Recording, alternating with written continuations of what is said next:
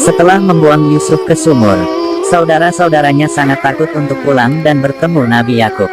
Mereka pun menunggu sampai malam agar bisa menutupi keburukan mereka. Mereka juga memiliki ide untuk mengatakan kepada Yakub kemana Yusuf. Mereka akan mengatakan bahwa Yusuf dimakan oleh serigala, dan pakaiannya dilumuri darah kambing, agar terlihat dia memang dimangsa oleh serigala. Saat mereka sampai di Kanaan, semua keluarga ternyata sudah menunggu kehadiran mereka, dan Yakub sangat mencemaskan Yusuf. Ketika anak-anak yang datang sambil berpura-pura menangis, Yakub menyadari bahwa Yusuf tidak ada di antara mereka, lalu ia pun jatuh pingsan.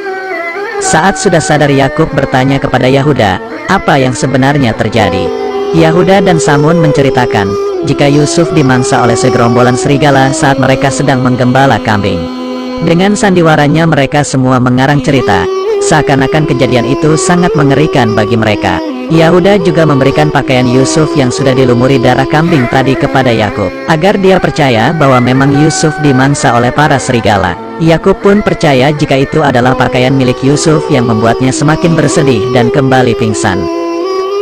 Tak berselang lama, saat Yakub sudah sadar, dia mulai curiga terhadap anak-anaknya, jika cerita yang mereka ceritakan itu telah dibuat-buat, karena menurutnya serigala yang memangsa Yusuf sangat baik hati. Karena para serigala itu memangsa Yusuf tanpa mencabik-cabik pakaiannya. Seketika mereka pun terdiam mendengar perkataan ayahnya itu. Zulfa pun kembali mengingatkan mimpi Yakub tentang seorang anak yang diserang kawanan serigala waktu itu.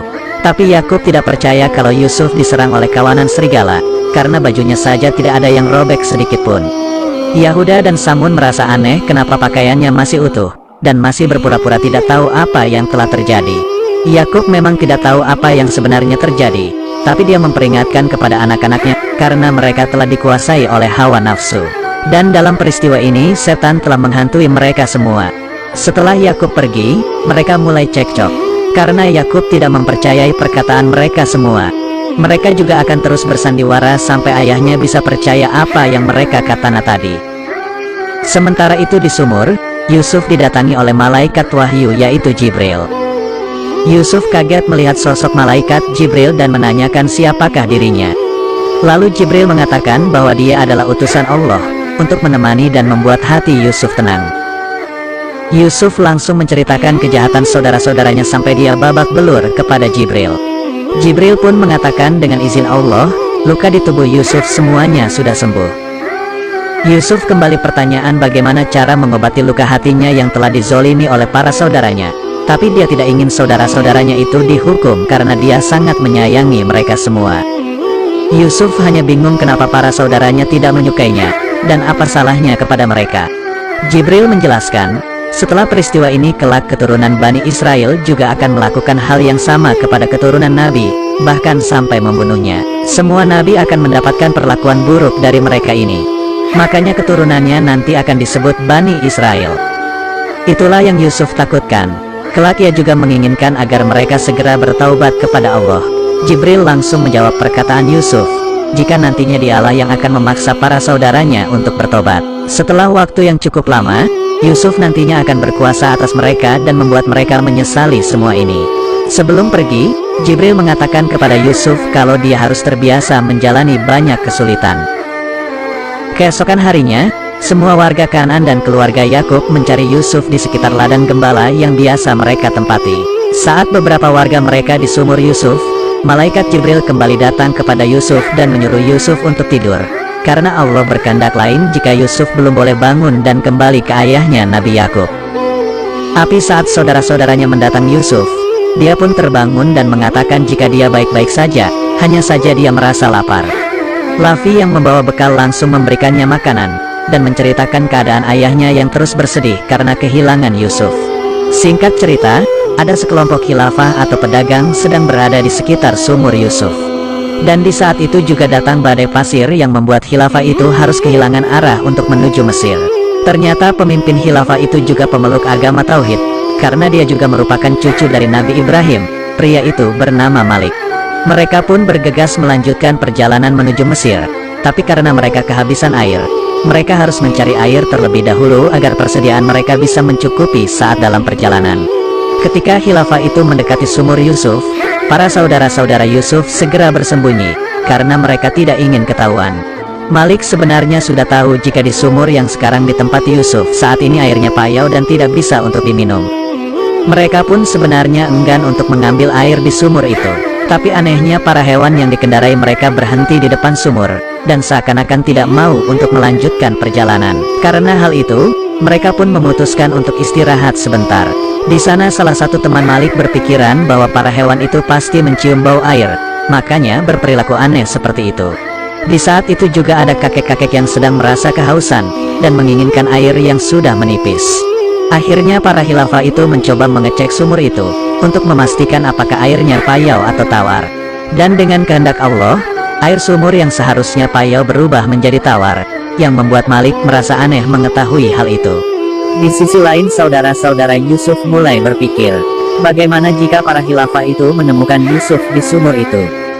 Yahuda pun berniat akan menjual Yusuf ke khilafah itu sebagai budak, agar Yusuf dibawa pergi jauh oleh mereka dan tidak bisa lagi bertemu dengan Nabi Yakub.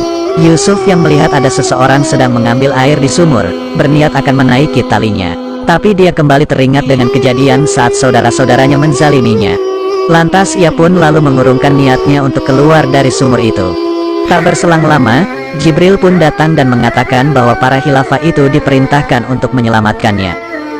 Tapi Yusuf juga harus ikut khilafah itu dan tidak boleh kembali ke ayahnya, karena dia akan ditugaskan untuk menyelamatkan hamba-hamba Allah di suatu tempat.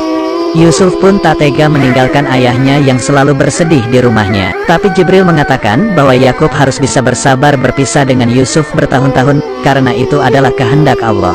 Jibril juga berpesan kepada Yusuf, kalau dia tidak boleh menyebutkan nama dan jati diri kepada khilafah itu.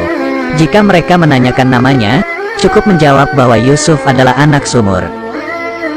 Akhirnya Yusuf dikeluarkan dari sumur itu, yang membuat para khilafah itu terkejut melihat anak yang begitu tampan keluar dari sana.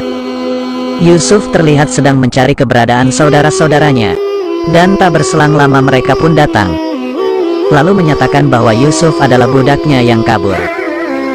Mereka pun berniat akan membawa Yusuf pulang, tapi Yusuf sempat mengatakan kepada Malik, bahwa mereka telah membuangnya ke dalam sumur itu, yang membuat Malik merasa iba terhadap Yusuf. Ketika Yusuf ditanya oleh Malik, apakah benar dia budak mereka, Yusuf hanya menjawab bahwa mereka punya kekuasaan atas dirinya dan penanggung jawab urusannya. Hal itu membuat Malik berpikir bahwa jawaban Yusuf memiliki beberapa arti, dan tidak akan mengembalikan Yusuf kepada mereka. Yahuda pun berniat akan merebut Yusuf secara paksa, namun hal itu langsung dicegah oleh Lavi yang lalu menawarkan untuk menjual Yusuf kepada Malik. Malik pun merasa aneh, kenapa mereka begitu cepat berubah pikiran. Lavi pun mengatakan bahwa mereka sudah lelah harus selalu mencari kemana Yusuf pergi. Mereka pun saling berunding, dan akhirnya mendapatkan sebuah kesepakatan untuk menjual Yusuf. Mereka juga meminta agar membawa Yusuf pergi sejauh mungkin, agar dia tidak bisa kembali lagi. Yahuda lalu mengancam Yusuf, jika dia kembali lagi ke kanan, maka dia akan langsung membunuhnya. Mereka juga mendatangani sebuah bukti transaksi penjualan budak, agar nantinya Yusuf bisa dijual kembali oleh Malik. Sebelum pergi, Lavi mengatakan kepada Yusuf, bahwa para khilafah ini lebih baik dari mereka, dan menyuruh Yusuf untuk pergi bersama khilafah itu. Yusuf mengatakan bahwa ini semua memang sudah kehendak Allah, jika dia harus ikut bersama para khilafah ini. Dia malah lebih khawatir jika Lavi dan saudara-saudara lainnya tidak diampuni oleh Allah.